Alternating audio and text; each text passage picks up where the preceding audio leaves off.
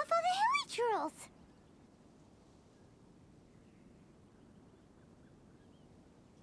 Oh, you mean like Xiao?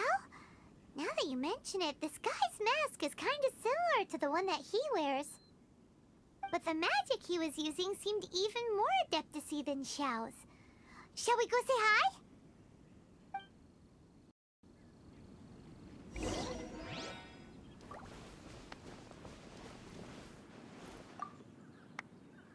Ahem. Hello. Allow us to introduce ourselves. This is...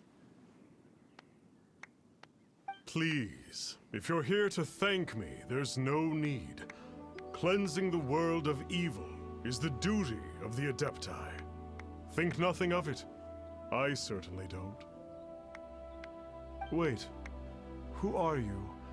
One had assumed you were followers, but on closer inspection it seems that we have not met. My name's Paimon, and this is my sidekick. One sees. One too shall introduce oneself, for it is good manners to comply. The one before you is the Adeptus, Master of Stars, though one is better known to one's followers as Star Snatcher. One descended from one's mountain abode to cleanse the world of evil, whereupon fate saw fit that our paths should cross. Now, tell me that which you wish for. Our wishes? Paimon thought that the Adepti and Leela were just really good in battle. You mean you can grant people's wishes too? There are different levels of Adepti. Are not the stars loftier than the mountains, clouds, and moon? Yet, it is unbecoming of an Adepti to boast of one's powers. One would have you first speak to one's followers, and only then make your verdict.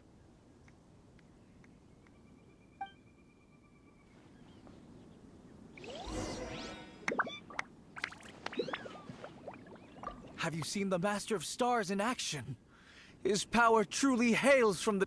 I believe that now, there is finally some hope for my ailing father. Watching him use his magic is all the proof you need. A true Adeptus, no doubt about it. Not long ago, I sought some medicine from him on behalf of my ailing father. The difference with Boo Boo Pharmacy's prescriptions was like night and day, I tell you. Once it was boiled and ready, it gave off this really ethereal mist. Seemed pretty adeptal to me. Could have also been because there was mistflower in it, though. Adepti medicine is surely the most potent. My father will recover soon, I just know it. Sure, you have to make some sacrifices if you seek help from an Adeptus like the Master of Stars. I had to give a few antiques as offerings. But my father's life is worth much more than a few old relics, right?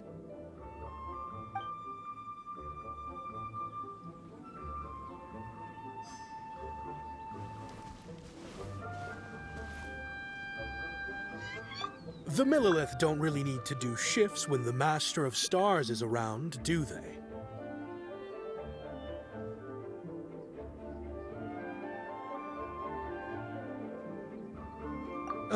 I'm a merchant, and I had an especially valuable batch of goods that needed transporting recently. So I asked the Master of Stars if he would make the journey with me, as presumptuous as that was. Reason being, monsters run a mile as soon as he so much as holds up his talisman. We didn't have the slightest bit of trouble the whole journey.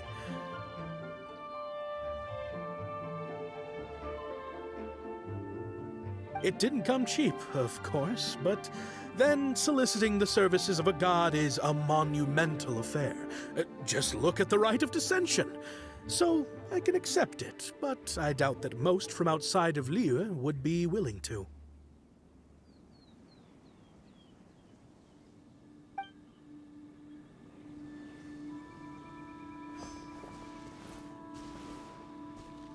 Finally, a life full of hope and purpose.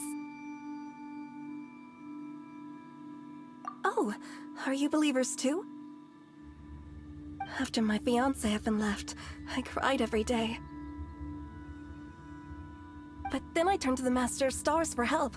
At his suggestion, I started burning paintings of my fiancé and casting the ashes into the ocean at sunrise. I can't explain it, but it really worked. I know in my heart that he'll return. This is not some sort of positive thinking trick. I'm certain of it. I'm so overjoyed that I gave a portion of my wedding budget to the Master of Stars as an offering. After all, if not for him, I wouldn't be getting my fiancé back, in which case I wouldn't need it anyway.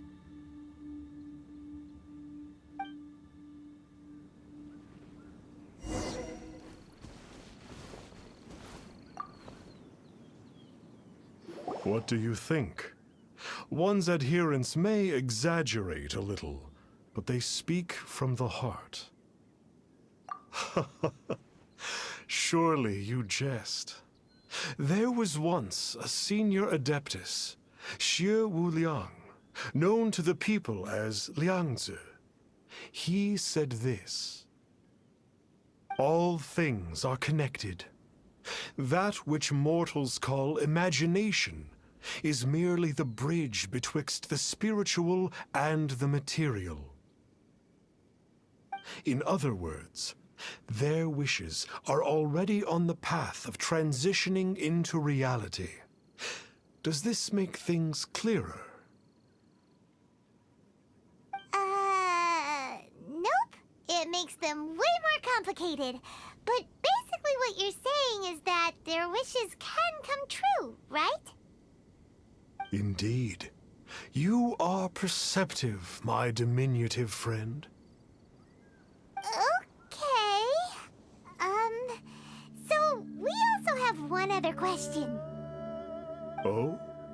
You need but ask. One wanders among mortals, doing good and cleansing evil. One reveals not one's visage to avoid further disturbance to this realm than is necessary. Ah, got it. Now then, what are your wishes?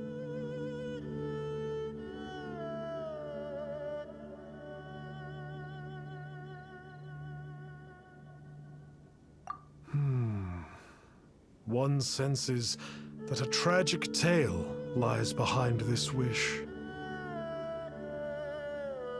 So be it. This wish is not beyond one's power to grant. But first, one must see some proof of your faith. What's that supposed to mean? The way of the Adepti cannot be grasped from words alone. One must seek the profound truths that lie beyond them. Should you fail to perceive one's hidden meaning, then regrettably, one may lend you no aid. What do we do? Paimon doesn't understand him at all. Oh, that's right! Some of those believers mentioned that they had to pay a pretty sum for the Adeptus' help, didn't they?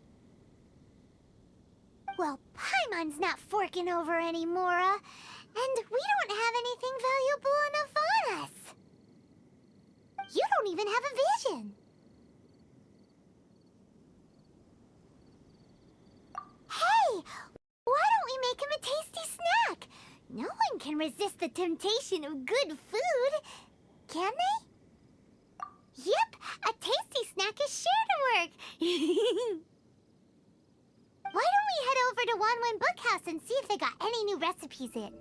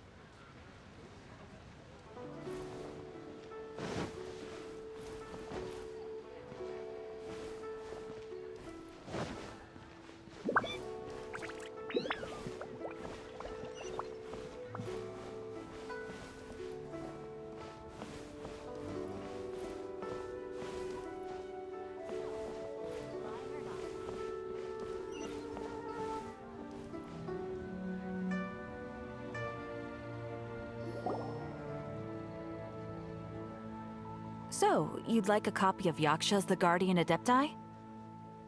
Yes. Here, and keep the change. Oh, aren't you generous? Thank you for your patronage.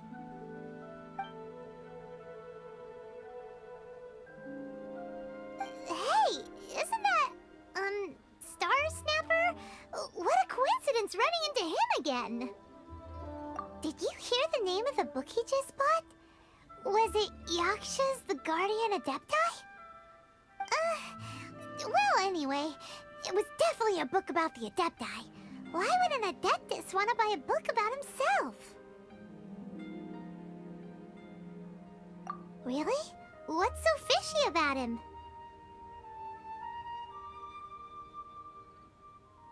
Huh.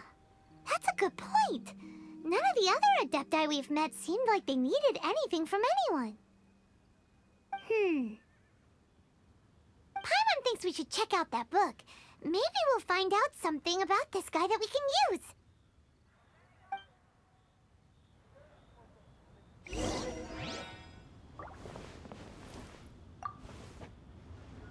Hey there! We'd like a copy of Yaksha's The Guardian Adepti. Do you have one in stock? Huh. Since when did that old chestnut become a bestseller? You're a rare breed of youngster if this is what you like to read. But you should be able to find a copy somewhere on that shelf over there.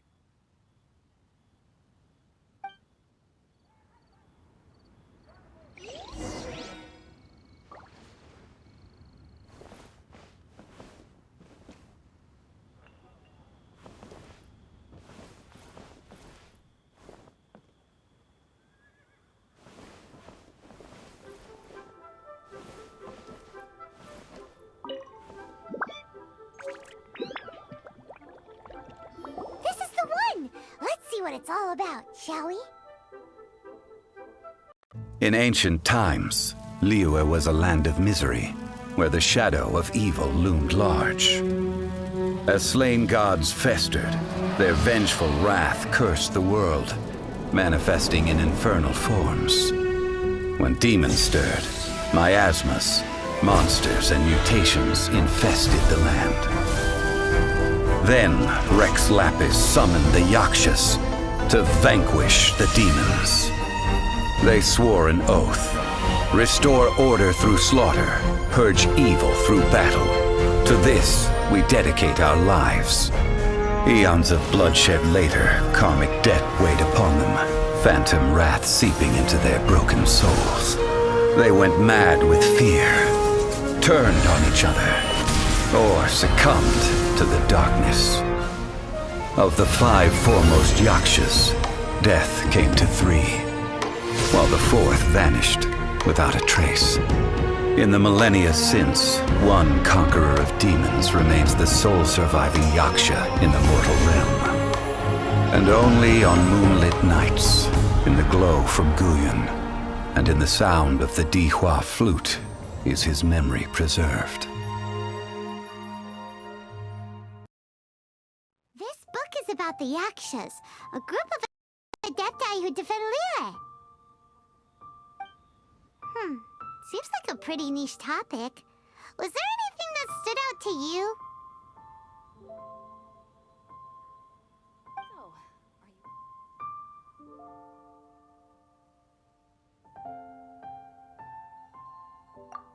So, there used to be 5 main Yakshas, but supposedly only one of them is still alive today. Do you think that it could have anything to do with that Star Snatcher guy? No, surely not.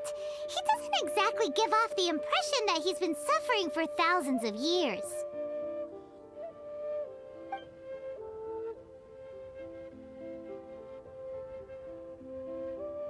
The book says that the Yakshas, after fighting against the wrath of the gods for thousands of years, became bound by karma. Poisoned by the hateful thoughts of the gods, the Yakshas would often descend into indescribable fits of terror, rage, or agony. It's so tragic. After everything they went through and all of their years of protecting Liyue, they got no reward and had to deal with so much suffering instead.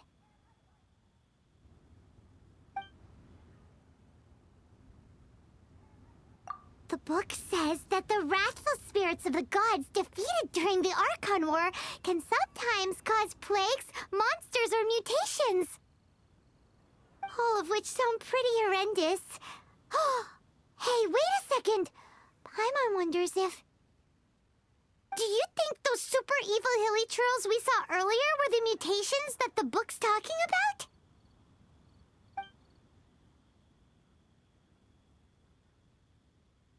Yep, Paimon thinks we've already summed up all the key points. So back to the matter at hand.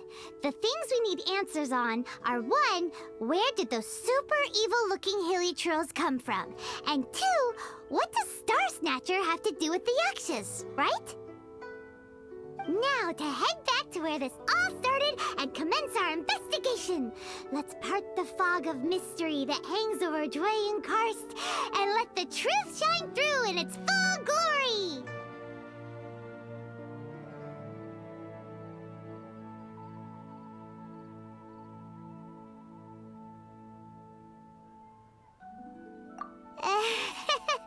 To be honest, Paimon actually hopes he is a real Adeptus. His exorcism techniques seemed real enough at least. But if we get our hopes up, there's further for them to come down. So it makes sense to investigate thoroughly first, just to be sure. Alright, let's head back to Wangshu Inn!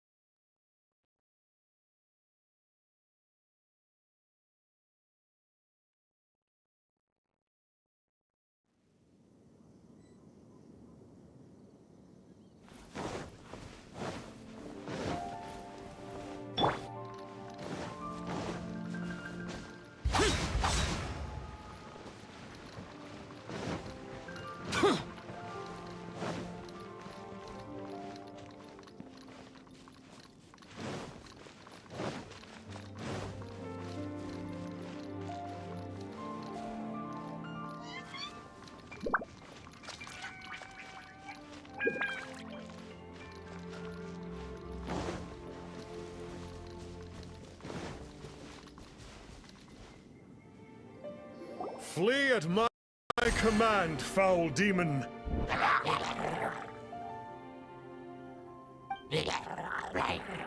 Flee!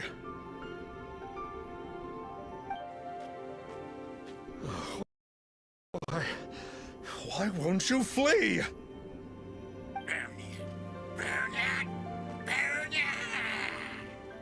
Uh-oh, looks like Star Snatcher's in trouble! And there are innocent bystanders here, too! We have to step in!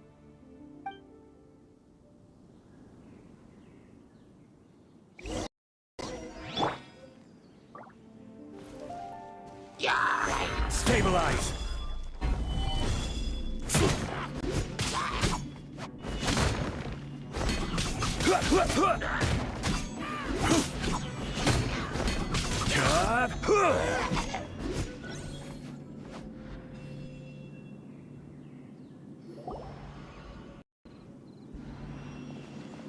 Oh, I don't get it. Why didn't the Sigil of Permission do anything? Has the evil aura of these hilly churls grown in intensity? Sigil of Permission, huh? Now why does that sound familiar?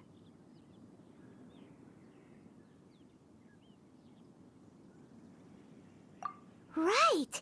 It's a keepsake of the Adepti, so it must still contain traces of their power. No wonder he was able to scare those monsters away earlier. What are you two babbling on about? One is merely underslept, meaning that one's adeptal power is not in full flow. Were one but given another opportunity... Well, as it happens, there goes another bunch of evil hilly churls over there. Should we leave them to you then? One suddenly feels ill at ease. Surely one has overexpended one's adeptal powers. Otherwise, one would surely purge these infernal beings at once. So you were just bragging after all! We were right to be suspicious! Come on, Traveler. Looks like it's up to us. Use your elemental sight and hunt them down!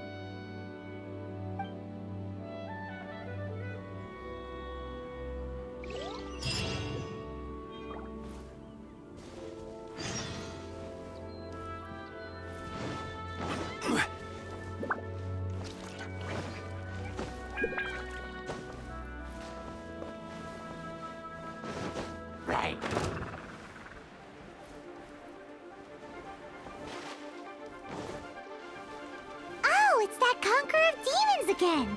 No wonder. Paimon was just wondering who could have made such short work of these hilly churls. Let's see what a real Adeptus has to say about all this.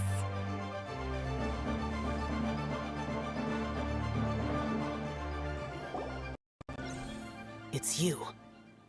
I remember you. I was purging some living beings that had been tainted by the demonic. It would appear that I have caused you some trouble. Huh? He isn't usually this polite. What's going on? But you are exorcising demons! How is that causing trouble?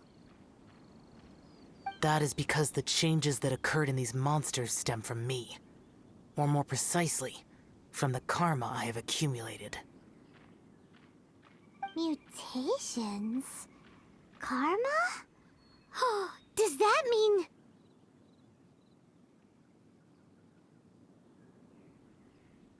Yeah! Paimon remembers that Xiao is also called the Vigilant Yaksha, isn't he? So that means... Oh... Poor Xiao!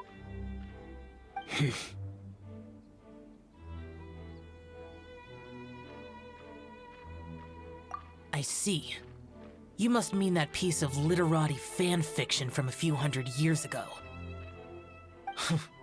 All things are impermanent, and to exist is to suffer. We Yakshas have no need of sympathy or tears.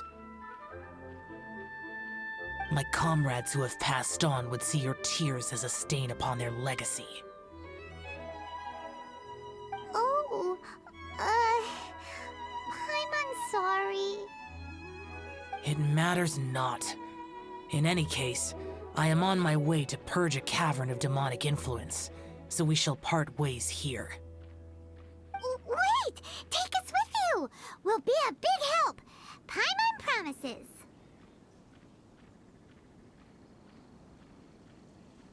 No need. I am used to fighting alone. And in any case, these mutations originated from me to begin with. Well then... Oh!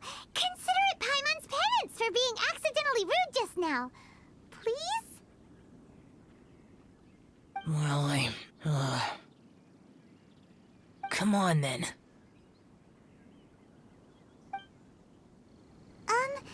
So, Xiao, you've been suffering from the bad karma all this time? Suffering is my price to pay for eons of endless slaughter.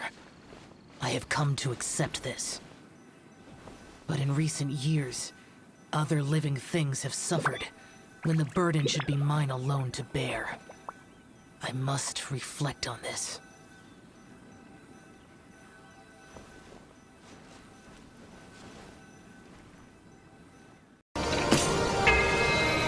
Galaxium Explosion!